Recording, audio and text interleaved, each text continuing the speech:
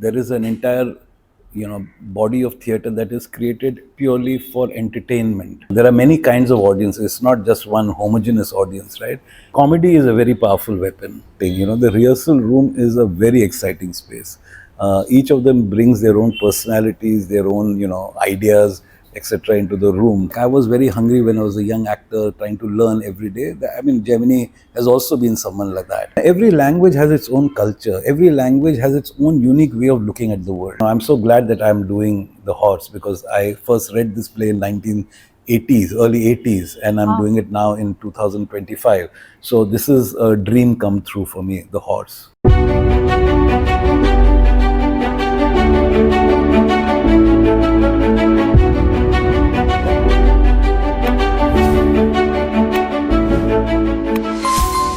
On any given day, lakhs of people are doing theatre in India. And out of them, there are some that are legends in their own right. People that we look up to, people that we want to learn from. And with me is one such theatre legend, Mr. Sunil Shanbag.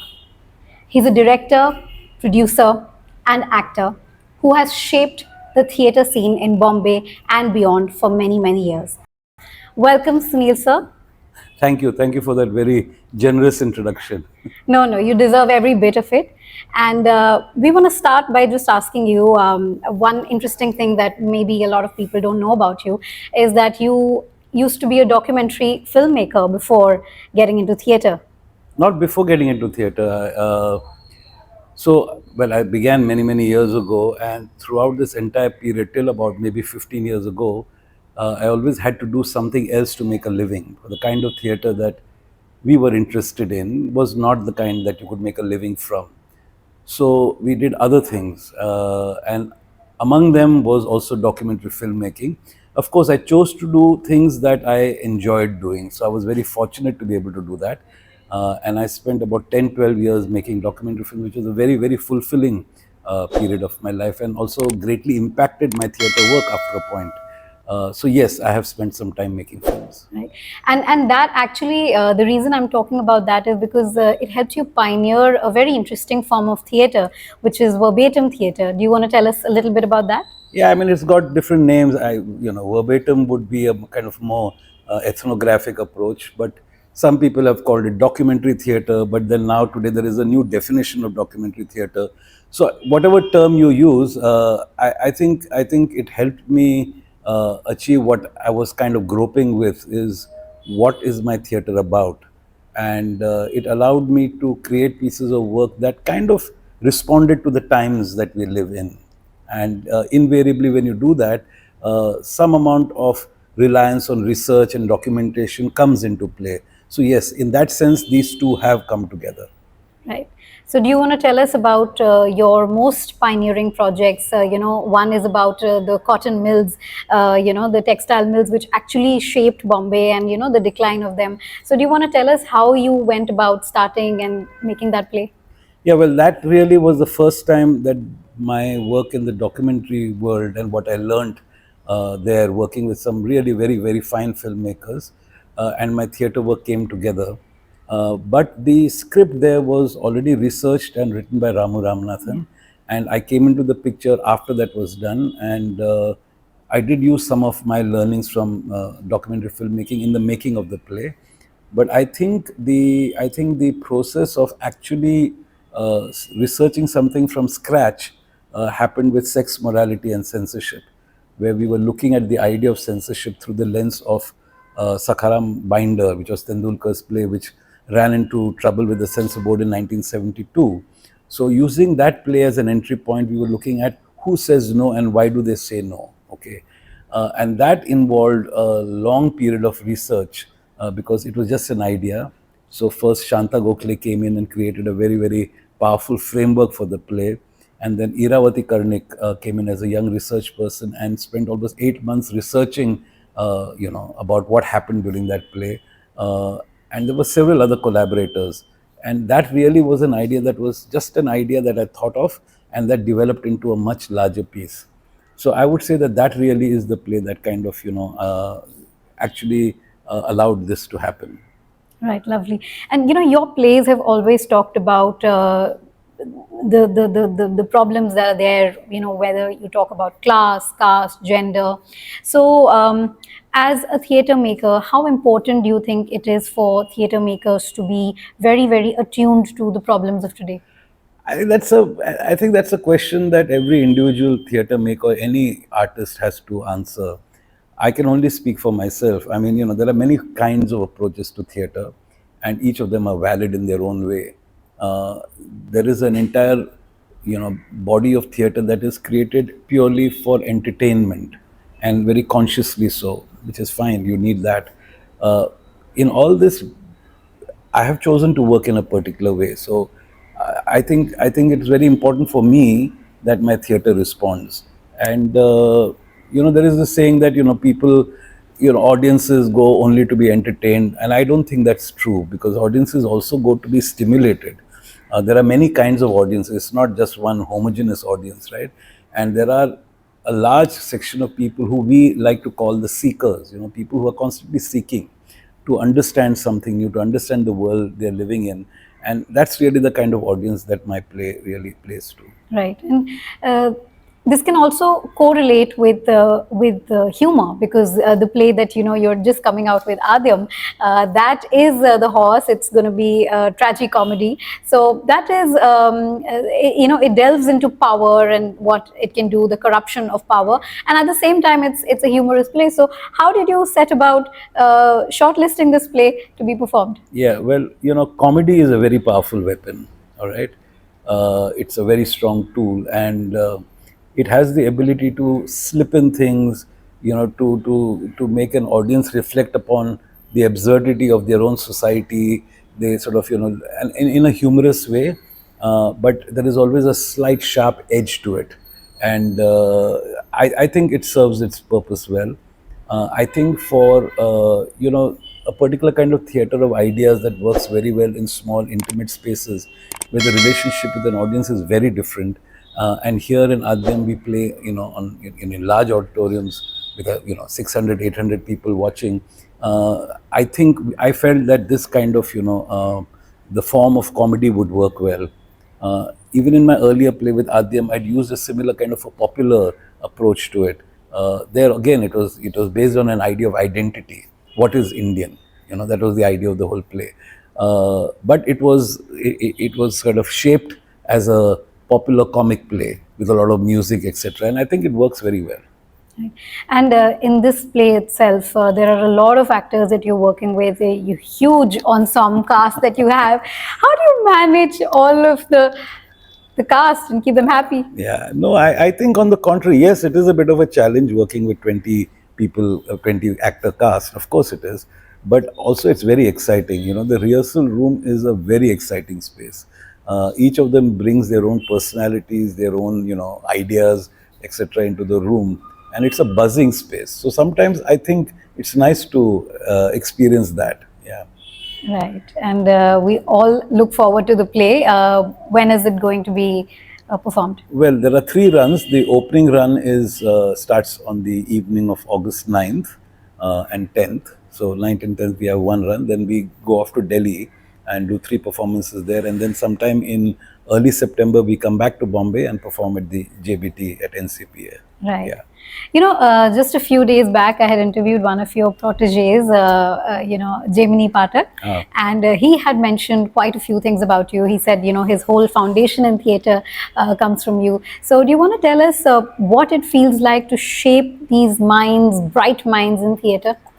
I mean, Gemini again, these people are very generous. I mean, Gemini has also had other influences, I'm sure. I mean, he also worked with Dubey for a while, who's someone I worked with, etc.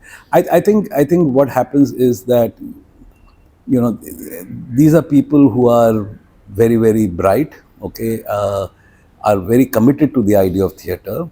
And in the process, we happen to work together. And, like I was very hungry when I was a young actor trying to learn every day. I mean, Gemini has also been someone like that.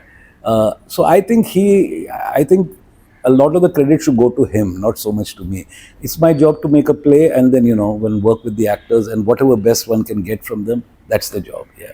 Right. And you were also a student of Satyadev Dubey. Yeah, I was. I was. Yes, I was. A pioneering force in Indian theatre, very powerful Yeah, he was force. very unique in his own time. But the interesting thing about Dubey was that if you see those who have worked with him, and I worked with him for almost 10, 12 years, first as an actor, then as an assistant director and all that. So in many, many capacities.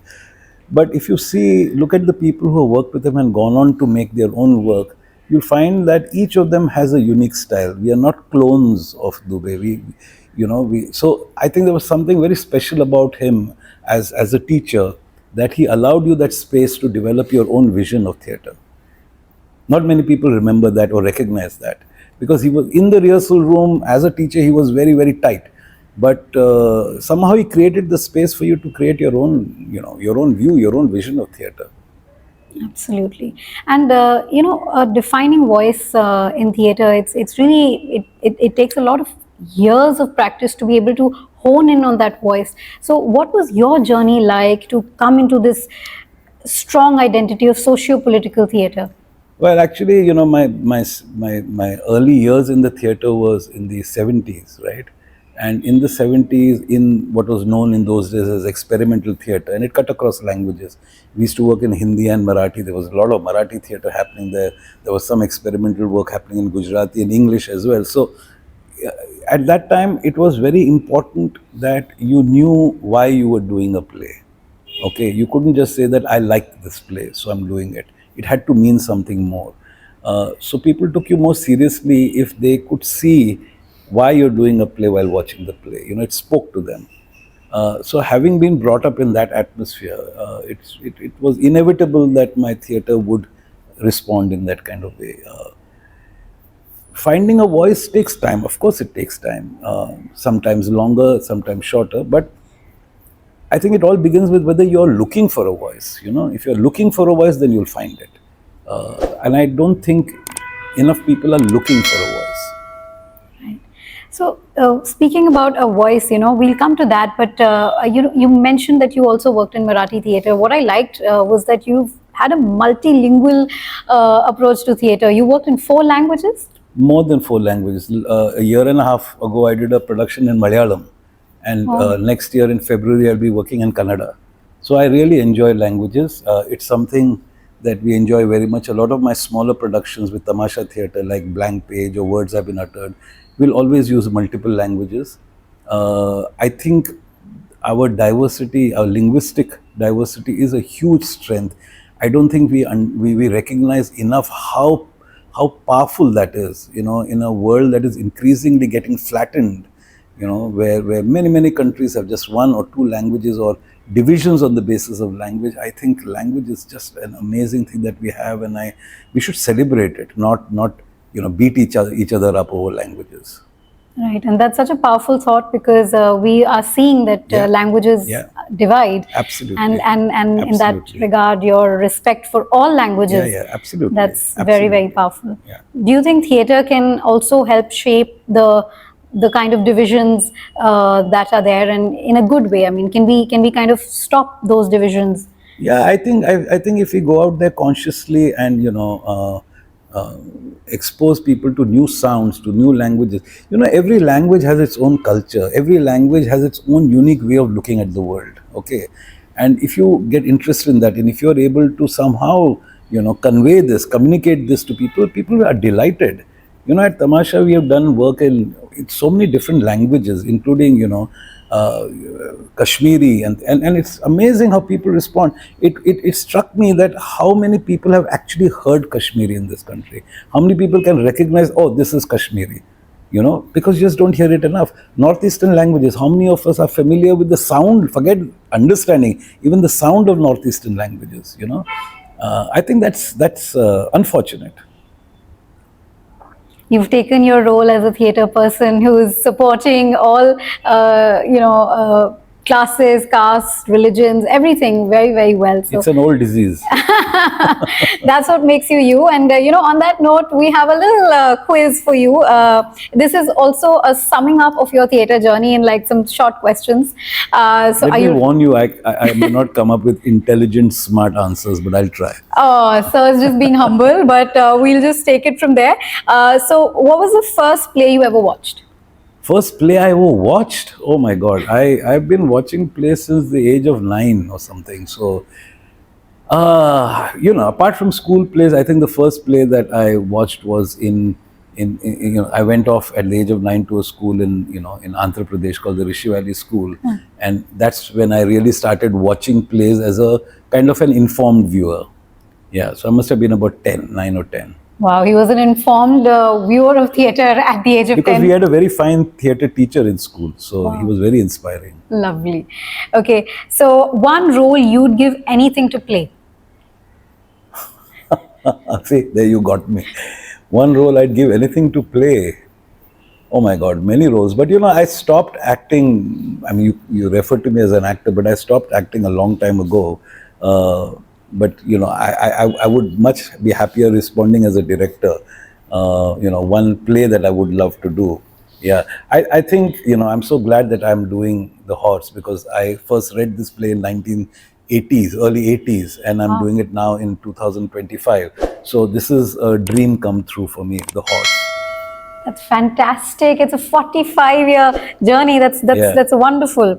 Okay, between drama and comedy, what's your comfort watch? Comfort watch. I love both. Both have their equal strengths. But I love a good comedy.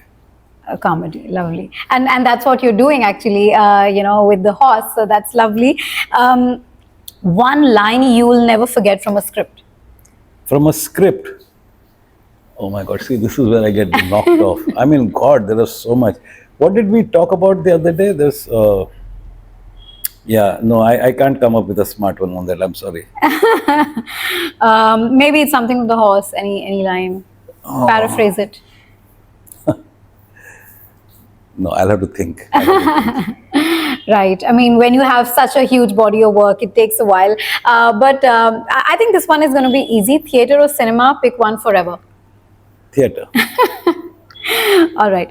Okay, this is a little challenging. Biggest blooper you've ever had on stage? Biggest blooper we've ever had on stage. Yeah. I think in one of my productions, the curtain opens this way. Something went wrong with the mechanism, and the two sides, the far ends came, and we had a curtain right in the middle. And then it was a real disaster, because by the time they fixed it, the audience had lost interest, and we had to fight our way back into the play. But it was also very funny. We laughed a lot. Lovely. Okay, so if not an actor, director, writer, then what? I can't think of anything else. My God, that's what I think I would have liked to be not a writer either. Oh, okay, then a photographer. Yeah. Are you fond of clicking pictures? Very much, very much. Wow, Yeah. that's fantastic. One theatre legend you'd love to have coffee with? One theatre legend I'd love to have coffee with.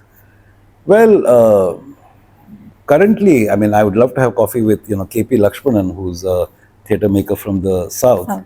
Yeah, I find his work and his vision of theatre very fascinating. So you keep looking at diverse voices to see who's doing what and, get best insights. Yeah. That's so lovely.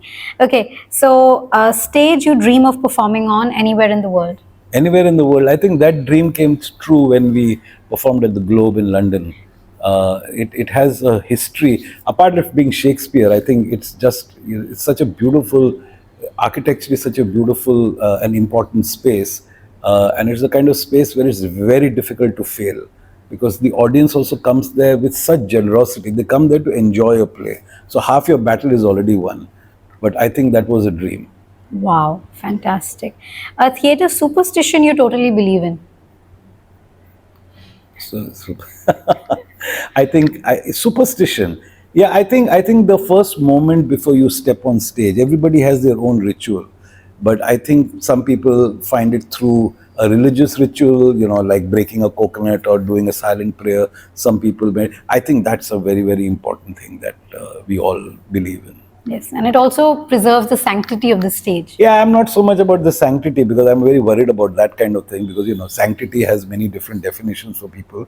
But I think the importance of that moment is critical. Yeah. Right. If your life were a play, what would the title be? Tragedy. No, sir, not at all. Okay, but Okay, he could have tried harder. no, I think he's just extremely humble. But okay, so this last one, I think it's a theatre tradition that you would never skip. Chai. You still have. Oh my lots of God, chai. I'm just drinking tea all the time. All the younger actors just look at me and say, what the hell is wrong with this guy? How much sugar in tea does he have in a tea? But I live on that. Right, Yeah. right. So here's to more theatre, here's to more performances, here's to more joy from Mr. Sunil Shanbag. Thank you so much for your time. Thank you very much. Thank you. Thank you.